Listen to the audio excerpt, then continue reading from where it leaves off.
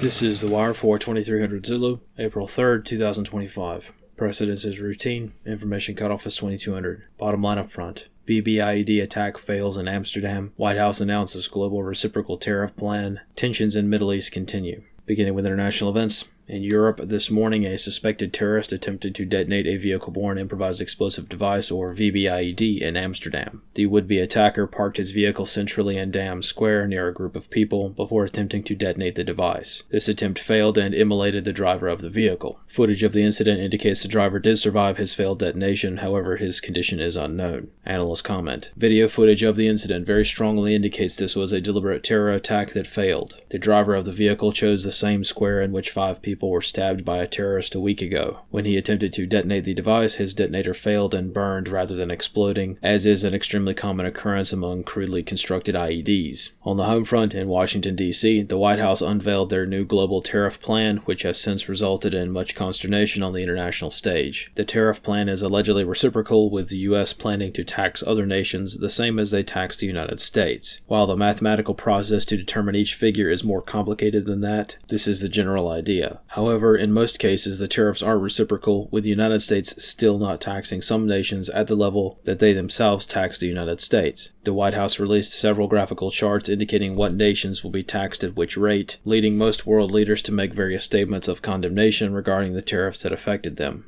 In Virginia, the USS Iwo Jima LHD-7 departed Port Norfolk yesterday evening, following the conclusion of a large exercise last week. Analyst comments for this wire. It is unknown if a Marine Expeditionary Unit or MU is embarked on the Iwo Jima, or if this is more of a standard positioning movement to the shipyard for refit after her recent exercise. The Iwo Jima should be in her advanced phase training for deployment right now, but the timetables for various certifications could have been accelerated following the sharp increase in wartime preparations throughout the Middle East. Regarding the trade tariffs, the biggest international impacts will be felt by nations such as China, which is potentially facing a 34% tax increase on top of the 20% Chinese companies already pay. This means that most goods from China will be subject to a 54% import tax if the tariffs stand as is, which will probably change with negotiation over the next few weeks. Domestically, the American stock markets responded by dumping roughly $2 trillion worth of value, mostly in the form of tech companies losing substantially, as most of their business models rely on overseas labor and/or logistics, which are now subject to heavy tariffs. This concludes The Wire for 2300 Zulu, April 3rd, 2025.